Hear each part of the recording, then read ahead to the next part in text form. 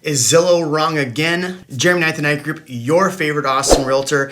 Over the last few months, we've seen Zillow close down their doors on their iBuying program, admit they were wrong on some of their forecasts, and all the other things that go along with trying to predict the future in real estate, which happens. So is Zillow wrong again? I actually have an article posted right here by Market Watch. They interviewed a chief economist with Zillow, and he gave 3 points. So we're going to break down these points. We're going to talk about what's actually happening in the market, what I'm seeing in the market, what actually compares to what he's saying and what lines up, and what he might be actually wrong about what's happening in the market. So we're going to go through that. Drop a comment below. It is a crazy time in real estate as the market is shifting.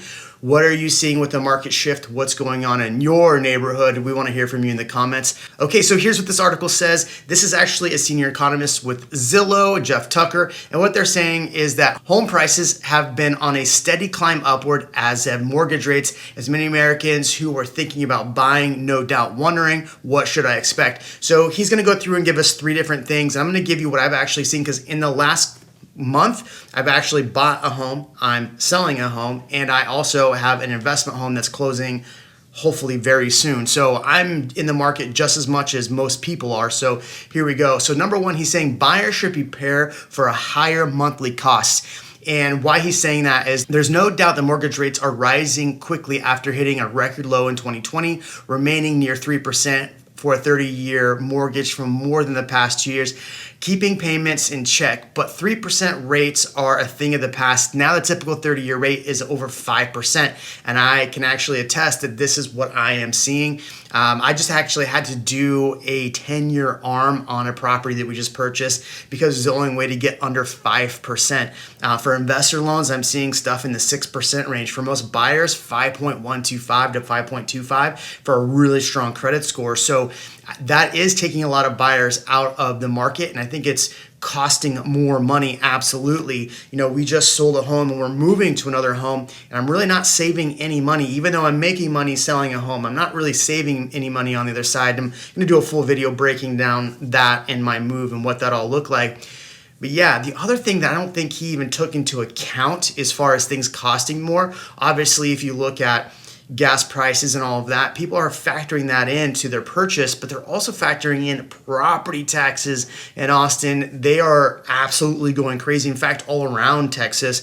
And it blows my mind that nobody's doing anything about these property tax increases. So definitely something that's harming a lot of homeowners in the Austin area and in Texas in general. So those 2 things are definitely going to hurt, because if you think about it, if you're buying a home in 2022 and the property taxes went from $13,000 to $16,000 or $20,000 or whatever they went up to, and you're buying a home with a higher interest rate, which means you're already spending more. Now you're spending more on the taxes, and then utilities are going up. They're costing more just for your standard utilities. So this is really impacting buyers, and I think that's why we're starting to see a lot of buyers pull back, and we're seeing a lot more inventory hit. I think part of that could be the tax reason. So let's go to number 2 on his list. So yes, I agree with him here. I definitely agree with his points here. So let's see if he's wrong on the other 2.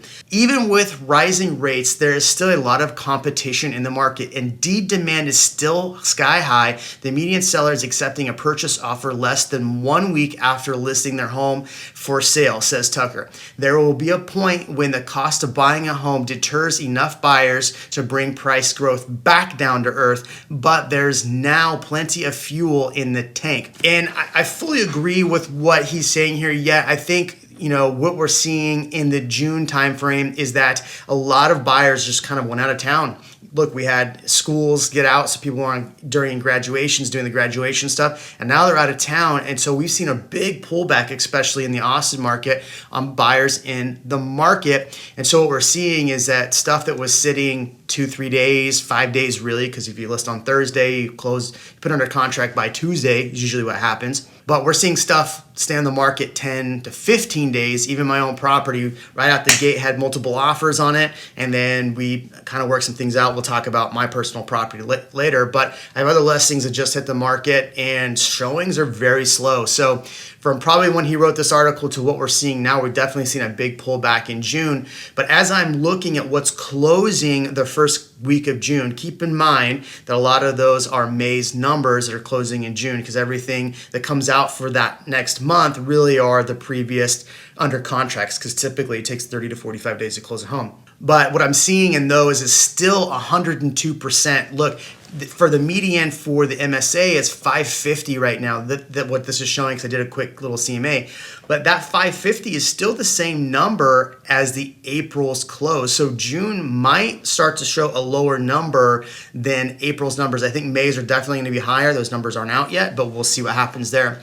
So this is definitely what we're seeing. We're definitely seeing a slowdown. I'm still seeing multiple offers. My personal property had multiple offers. So if a home's priced right, right condition, right location, it's still going to see multiple offers, and there still is a lot of competition in the market.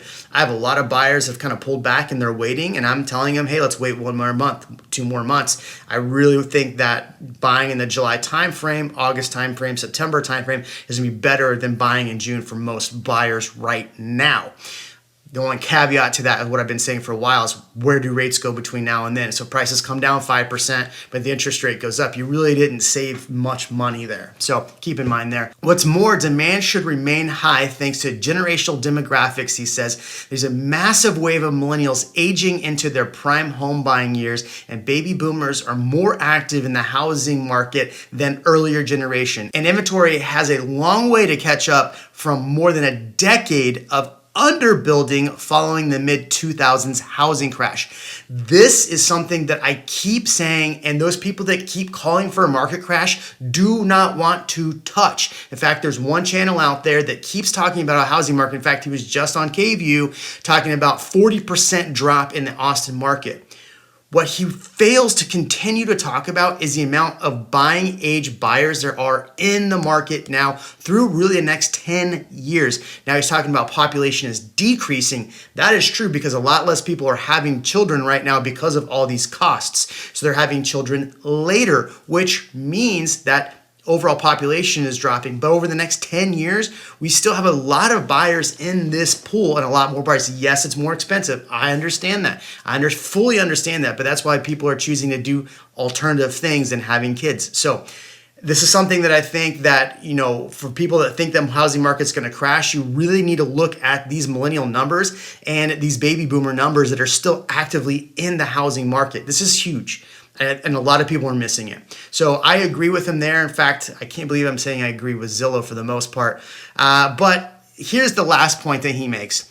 Home prices may cool, but they likely won't drop. Interesting. Still, he says it's not a bubble and doesn't expect home prices will fall. The combination of more new homes being built, higher prices, and rising mortgage rates should help throw cold water on the market in the future. He also goes on to say, if you're thinking about buying now, Tucker says it's essential to figure out the budget for a maximum amount you are willing to spend on a home. The majority of homes are now selling above list price, so buyers should give themselves some room to escalate against competing offers if necessary. So here's my advice. I think he's a little wrong here. I think he's right that these builders are starting to get more inventory. In fact, I've talked about several times, the most price reductions we're seeing, it's like 20 to 23% of the price reductions are actually new builds. Now, a lot of these still aren't going to close till later in the year.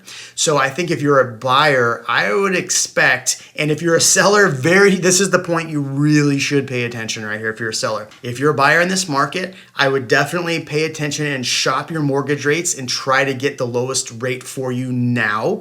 And also pay attention that you may not have to go over list price right now. It is shifting into a buyer's market. Now, that doesn't mean that you're gonna get like $100,000 off the price. But what that does mean is that maybe some of the things that you've been paying for the last 2 years, paying really high option fees, paying for title policy for the seller, paying for, have the seller pay for your home warranty, in the state of Texas, we have home warranties. So you might be able to negotiate more of those things right now. And as a seller, the one thing I really have to tell you as a seller is be careful and don't overprice.